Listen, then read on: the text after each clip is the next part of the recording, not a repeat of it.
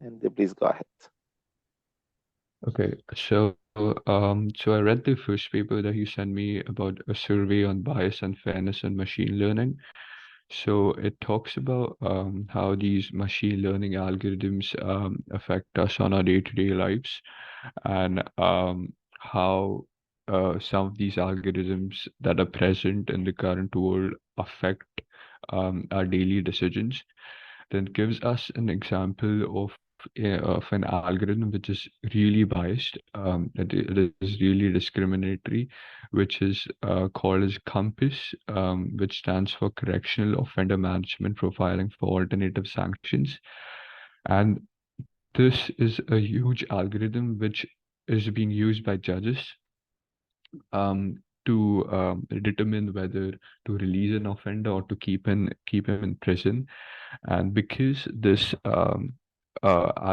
algorithm is biased, um, it is biased against African Americans. So it gives out. So whenever there is an African American an offender, it says that it falsely predicts that it is more that African Americans are more often to recommit the same crime than, for example, Caucasian offenders or white people. So yeah, this was one example of a discriminatory or unfair algorithm. Then the paper talks about some more real world examples. For example, like uh, in a web search engine, for example, the links that show up at the top are so this one would be an example of an algorithm bias, which because the links that show up at the top of web search engine, for example, Google, right? So users are more likely to click on the links on the first page, like first 5 or 10 links. And because they do that, those same links become more popular. And because they become more popular only because they are in the top 10 and not because of what the content of the link is. So the algorithm of the web search engine gets skewed in a way that it only showcases the most popular algorithm. So it keeps on building upon it, and that is how the bias starts. That is how we get bias. Um, then it gives another example of another discriminatory algorithm where I guess women were more, there was not much equality in admission to, for example, UC Berkeley for women. So women were admitted less as compared to men, even if they had the same profile or application like as men. This was only because based on data, because women applied less to grad school, for example, and so the chances of getting admitted were less as well. Then it also talks about the paper also talks about AI 360, which is developed by AIF 360, which is developed by IBM, which is a fairness algorithm as well, which creates benchmarks for the algorithms. Then then the paper just talks about the different types of biases. First one is data to algorithm bias. So data to algorithm bias is when the data itself is biased. Um, that is, the data itself is does not account for everything, and that bias gets transferred to the algorithm. And then there are various subtypes that are given. For example, omitted variable bias, which is a subtype of data algorithm bias, which occurs when one or more important variables are left out of the model. Then we have a representation bias as well, where there's a sample from a population during data collection process. And there's like many more subtypes to this. Then then we also have algorithm to user. So like I said, this is the example of a web search engine is an example of an algorithm to user bias uh, because of how popular the links become, the algorithm makes it more biased. Um, then we also have user to data. User to data. So user to data is most about behavioral bias from different like behaviors of the users across different platforms through different data sets. There are also again more subtypes to this as well. Um, then it, the paper mostly talks about discrimination in general and the general discrimination that is going on between men and women or men and females. And there's like two different types. So there's explainable discrimination and unexplainable, and how explainable discrimination is considered legal if you can explain or quantify and measure discrimination. And unexplainable discrimination, on the hand, is illegal because it is direct or indirect. There is no pure reason towards it.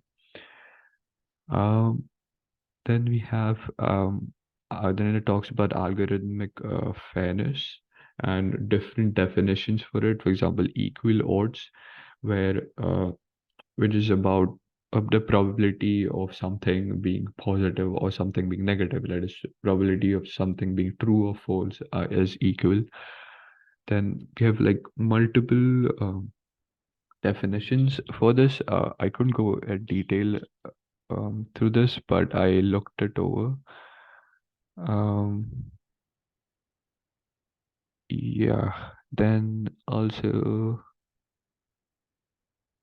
mm, so only the next part was more in detail, and yeah, I couldn't read as much in detail because it was more math based. So yeah, this was the general idea that I got about it. And also about NLP, I wrote that um, how some of the words are mapped or uh, what do you say? Are mapped. So, for example, in the paper it said how the word called man is mapped to a computer programmer, woman is mapped to a homemaker. So there's this bias, and also it gives us a way we could reduce that bias. For example, putting it in different sections, and then hard biasing and soft biasing, and then removing or equalizing the gender neutral words in NLP. So yeah, this was something that uh, I read. I couldn't go in a lot of detail, but yeah, this is the general idea that I have about the paper. Oh, thank you. And this is good that you have found something about the NLP in these papers because I didn't get to that part. So maybe we can, this is a good indication that maybe it's possible to use the three fairness libraries for NLP models. Yeah. So we can find out that because my experience is just tabular data. I did not because in the company we don't do NLP or computer vision. So this will be something new to add in this project. Hmm. And thank you, I think Amok. in terms of the NLP, it's actually when you try to deal with it, you actually try to find a numerical representation. Then try to deal with it as tabular. You see the point? So Mm-hmm. when you hear something like the embeddings and the Yes. transformers, yeah, they just try to find a numerical representation, then Mm-hmm. trying to deal with it similar to the Tabular tabular data. data. Yeah, And the same will so happen. Same will happen for the computer vision, so we can convert yes, the. But you know yeah. what? Because I have not touched any of this stuff, so still worried Mm. how this will be applied in reality. But I think it's interesting. No, it's not hard. I think for me, I think it's not okay, hopefully, okay. hopefully it will not be. Thanks, Amog and Mohammed. So you can just talk about your summary. Thank you. Okay. Uh, firstly, when saying what's bias in AI, I think it's when the results of our model are skewed toward a particular group of people. I think some examples were mentioned in the paper, such as the Amazon. I think I just searched for some examples as well. One of them is the Amazon engine, which was again biased against women. Some biased data sets such as ImageNet, which had less geographic diversity. I think IJBA and Adians were as well biased against darker individuals. Maybe this is the start. Secondly, I just went through what are the harms bias can cause. First, maybe it's the allocation harm. It's when the bias affects the opportunities and information. It's like if taken as example, if I want to offer a specific opportunity for some students, and if I told just some of the students about this opportunity, not all of them, then it's something like the allocation harm. But in terms of the quality of service harm, the second type, it's when I tell all the students about the opportunity, but uh, don't treat each one equally. I think I'm not sure really about these types, but after I explain, if you find some of them are not correct, please correct me. Uh, then I went with the sources of the bias. We have three sources, maybe the data, algorithms, and the sources of the data, which are the users. Firstly, in terms of the data, I try to categorize them into two parts, the data collection and the data preprocessing. Bias happening in the data collection and then bias happening in the data preprocessing. In the collection, we have the sampling and representation. It's when the sample we took and want to build our model upon doesn't represent the population. This may result in actually biased results if the data set was biased towards a specific group. And I think using as well an imbalanced data can as well introduce some bias, maybe taking, say, a data set that have 90% of people which are white and then 10% which are black people. This will make the model learn the bias and apply it actually in the future predictions. I think another point in the data collection is not observing an important feature. It's when you collect the data and actually omit a specific feature that may introduce some important information. Maybe I couldn't find examples for this, but I think in the paper they mentioned some examples. Anyway, I think it's the most important part here in the data collection is the sampling and representation.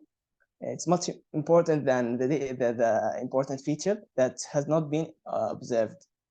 Secondly, in the term of the pre-processing, we have the aggregations bias. It's when we summarize a specific feature based on another feature.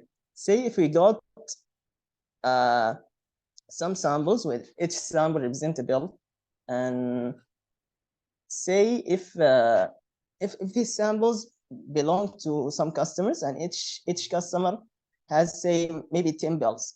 If there's a feature that called the price, if I took the average of the price for each customer and add this as a feature, then this is called an aggregation. It's like we find the general button for each user.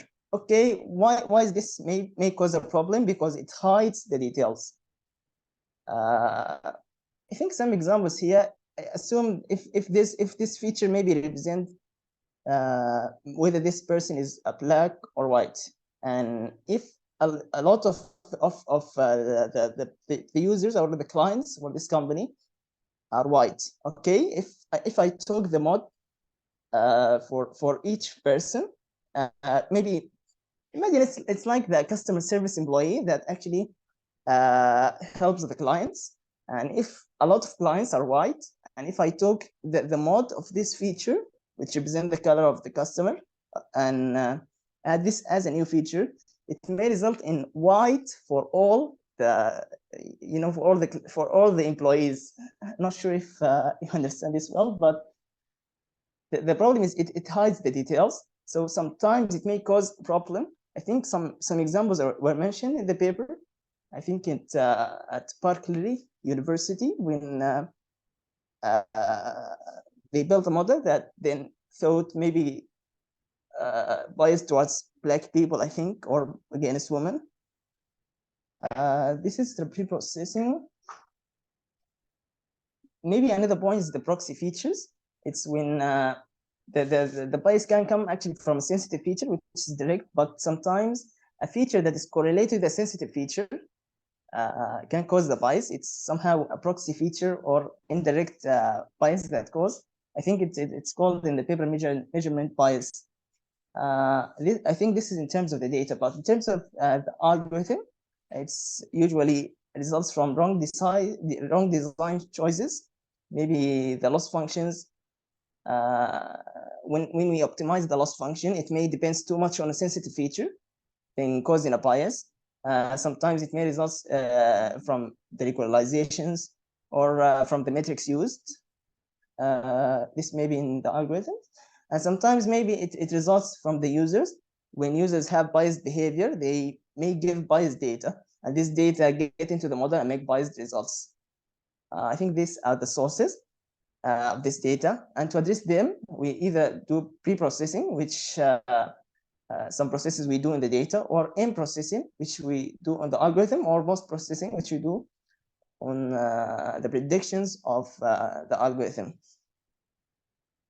I think I just went into the fairness metrics, but not in depth. Maybe I just focused on the demographic parity and the equalized odds, which both used for group fairness.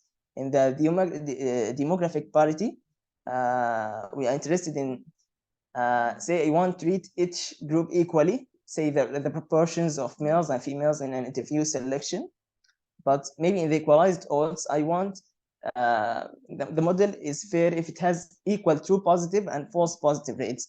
It's say if the proportions of correctly and incorrectly accepted applicants should be equal for, say, female and males. In other words, if the correctly accepted were accepted due to their high scores, and the incorrectly accepted were accepted due to their maybe their father working at the university, then you should offer the same opportunities to all the groups, not just maybe men over women or something like this.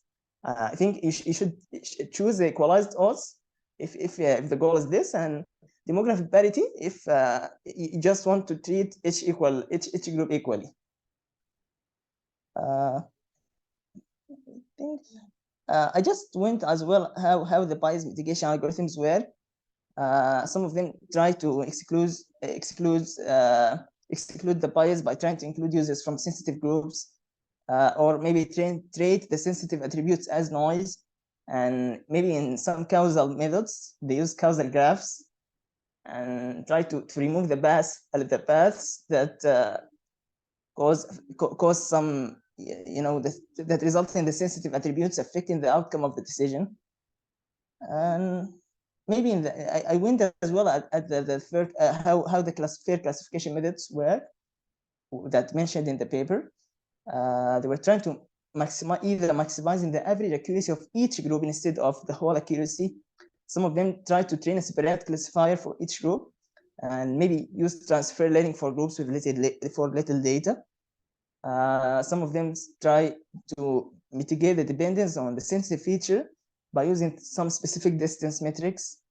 And I think some of them try to make discrimination-free training by maybe some specific methods as well. I think this most of what I read in this paper. Okay, thank you. So most of this is are very technical, and this is good. And as I did in my project, for example, with the company, when I read through these papers, I did not understand everything clearly, but at least I got the basics. And then when we get into the project and work on specific problem, so some questions will pop up in your mind, and this is why you will get back to these papers trying to understand specific points to understand or to get to understand how to use it in your project. So, for example, Mhm. one of the points is in processing bias. I did not get the meaning of in processing too much when I was reading these papers because in our project we focused on database bias and model performance. And maybe until now I did not use in processing stuff. And maybe this is something, this is just an example for something I did not get when I was reading the papers, but maybe when we get into the project, we'll understand it clearer when we do so. So I think this is good so far, what we have shared together. And Karim, next time he can present his part. So, okay, next step. What is next step? I'm going to share with you guys all the websites I used for each library.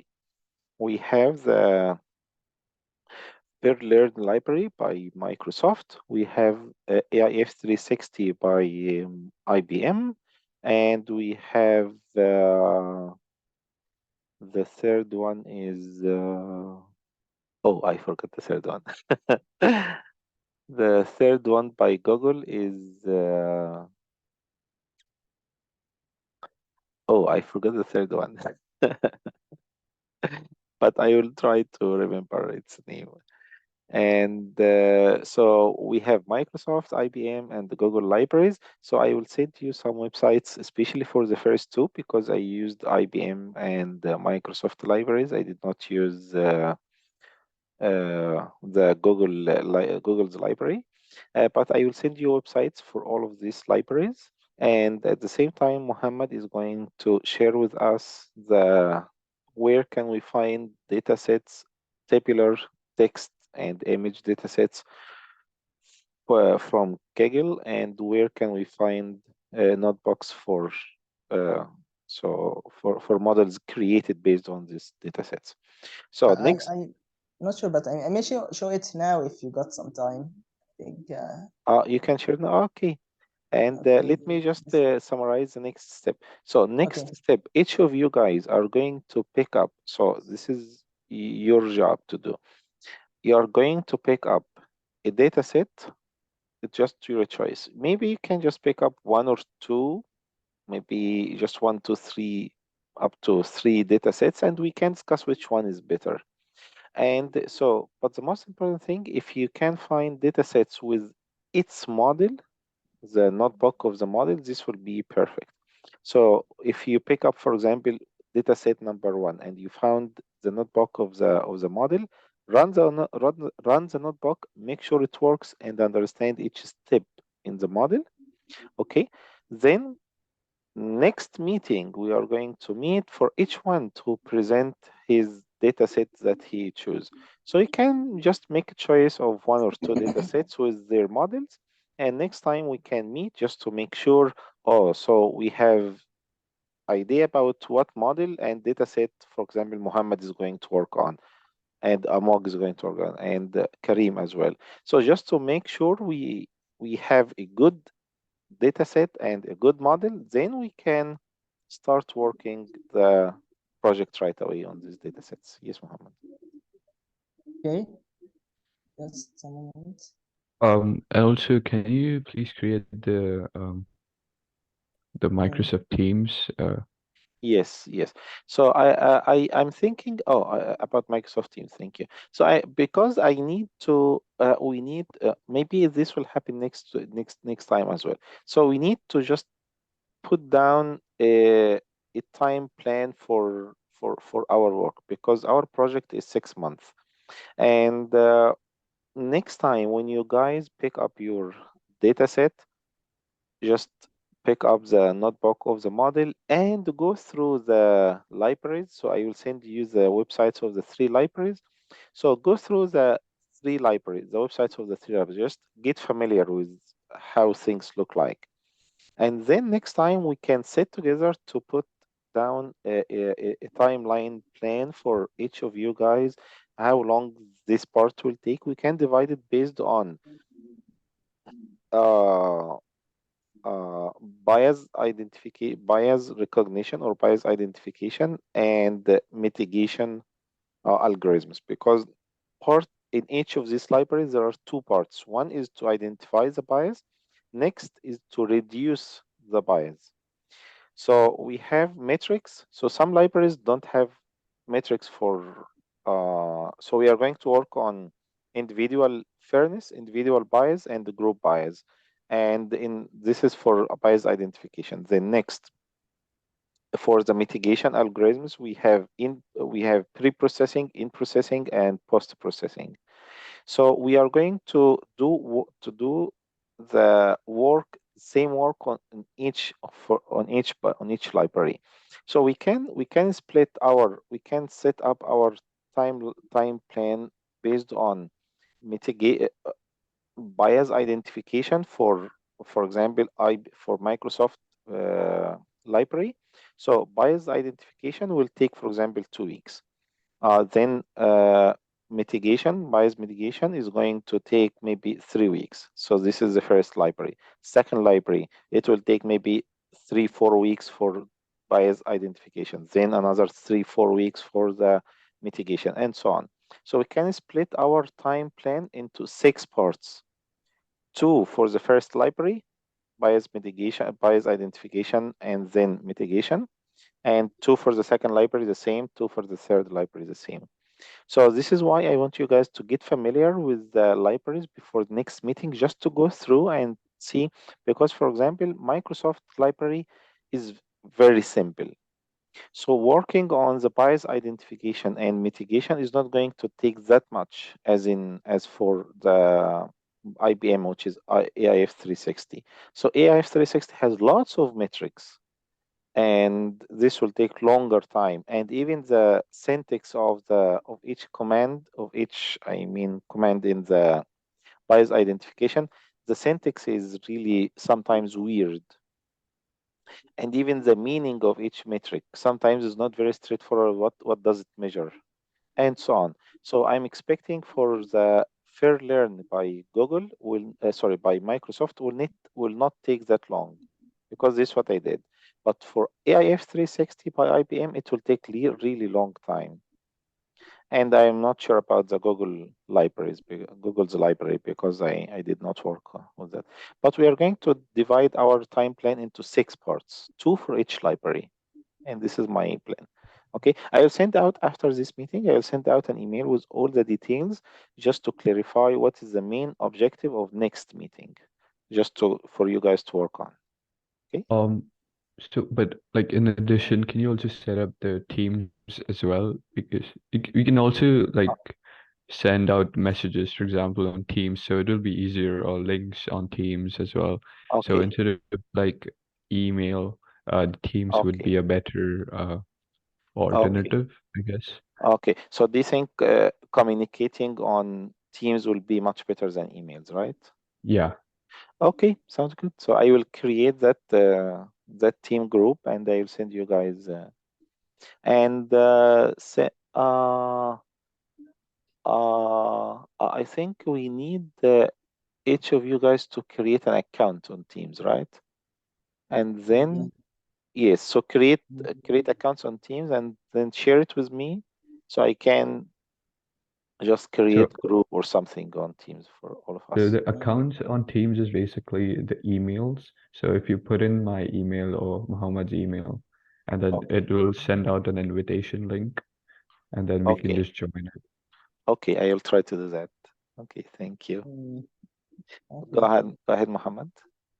Okay. If you just went into Google website Yes. and went to the dataset part, here you will find the Okay. the types of data you want. If you datasets, but the best one, the best ones you will find if you press the most votes. The higher the votes, the higher probability that you will find a good data set and a Mm, good notebooks. Okay. Say mm, if I went to this set, if you went below, you will find a lot of information about the data set. The data set may contain a lot of files. Uh, we each one, we may look into a lot of data sets and choose the best ones. But if you went above and went to the code part, you will find a lot of notebooks written for this data set. And as well, if you went into the most votes, you will find a lot of maybe analysis and some others trying to build the models. Attention layer basic for NLP. This is maybe the basics of transformers for deep learning. Maybe this is not the best data set you'll find, but a lot of good data set you'll find here.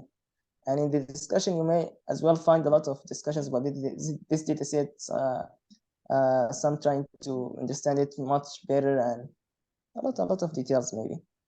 But if you just went into data sets and try to press filters here, if say I wrote tabular,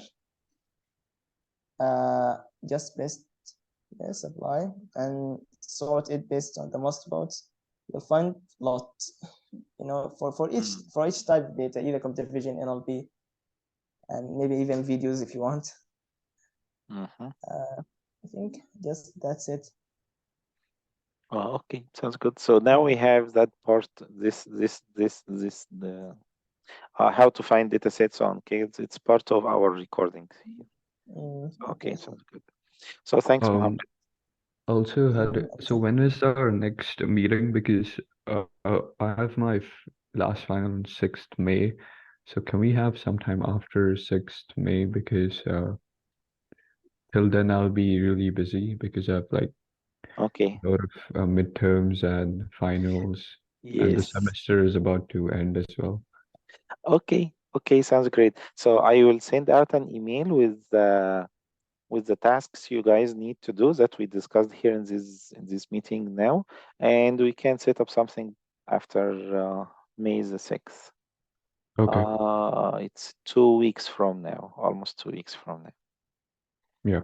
Okay, sounds great. Okay, no problem. Okay, so any other questions, guys? Okay, thank you so much, and have a good day, everyone.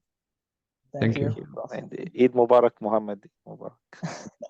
بارك الله فيك جزاك الله خير. Yeah. So see you guys. See you. Assalamu alaikum. عليكم السلام ورحمة الله وبركاته.